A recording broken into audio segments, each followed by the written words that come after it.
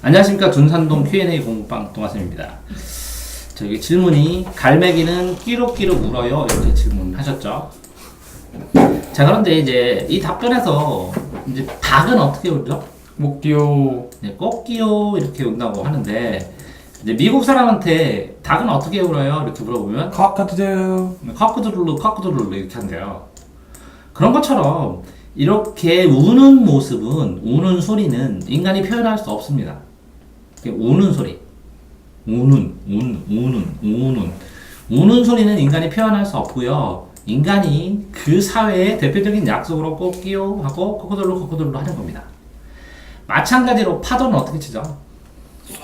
철썩 이렇게 합니다. 왜 그러냐면 파도는 물결파의 너물도예요. 그래서 철 부딪히고 석 하고 풀어지는 겁니다. 토끼는 어떻게 뜨죠? 깡총깡총입니다. 그런데 이거는 왜 그러냐면 토끼 앞다리가 짧고 뒷다리는 깁니다. 이렇게 길어서 구부렸다가 튀어오르는 통총 하는 모양입니다. 이렇게 특징을 가지고 가리키는 건데요. 빗방울은 똑똑 이렇게 가리킵니다. 그렇지만 생각을 해보세요. 빗방울이 똑똑입니까? 샤샤샥 사사삭 두두둑 탱탱탱 수많은 소리가 있는 것이고요. 토끼가 꽝총 떼요. 데이트할 때도 꽝총, 호랑이가 할 때도 꽝총, 산책할 때도 꽝총, 뛸 때도 꽝총이에요? 아니잖아요. 수많은 뛰는 모습이 있고 파도 소리를 바닷가에 가면 철썩하는 건 되게 드뭅니다. 굉장히 다양한 소리들이 나잖아요. 그러니까 이렇게 꼭 끼우든 끼룩끼룩이든 코코도로르든 얽매일 필요가 없다는 거예요. 글을 쓸 때 그 상황에 따라서 글의 문맥의 흐름에 따라서 자기가 창의적으로 만들면 돼요. 꺽꺽 해도 되고.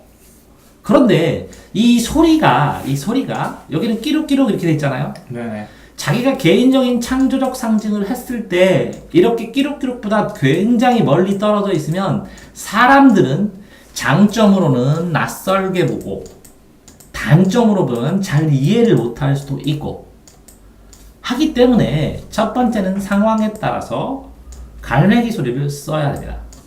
두 번째는 그 소리가 공통적인 특성, 공통적인 속성에서 얼마나 떨어져 있는지도 고려를 하셔야 됩니다. 세 번째는 그 소리를 쓸 때 이렇게 끼룩끼룩 했을 때 느낌, 꺽꺽 했을 때, 끼끼끼끼끼 했을 때 느낌, 그 느낌을 어떻게 살려서 잡아주느냐를 생각을 하셔야 됩니다. 따라서 지금 말씀하시는 것처럼 이렇게 끼룩끼룩 이렇게 되는 소리는 그냥 일반적으로 초등 저학년 때 특성을 배우기 위해서 사용하는 대표적인 것이기 때문에 이 대표적인 소리로 글을 쓸 때 쓴다면 대표적인 소리를 쓰는 이유가 있어야 되고 이렇게 개인적인 창조적인 상징을 쓸 때는 그런 이유가 있으면 됩니다. 이런 사회적인 상징, 사회적인 특징과 사회적인 이유와 개인적인 이유가 다를 수도 있고 같을 수도 있고 그리고 그 표현 방식이 사람들에 의해서 이해되느냐 안 되느냐 공감을 얻느냐 안 얻느냐는 그 표현, 문맥상의 표현의 능력에 따라 달라질 거라고 생각합니다. 답변의 정리는 갈매기가 끼룩끼룩 우는 것은 그렇게 울을지 어떻게 울지 모른다는 것이죠. 그렇기 때문에 어떻게 우는지 본인이 결정을 해서 쓰셔도 무방하다 이렇게 답변을 드릴 수 있습니다. 됐죠? 네네. 자, 그러니까 질문을 하자면 그러면 거북이는 어떻게 걸어요? 엉금엉금. 이거는 뭐라고요? 거북이가 천천히 걷기 때문에 쓴 거죠. 네. 건금이가 엉금엉금 건다고 샤샤샤삭 걸어요. 거북이 바꿔요. 그렇게 빨라요? 그렇게 빨라요. 얘가 위험할 때는 엄청나게 빨라요.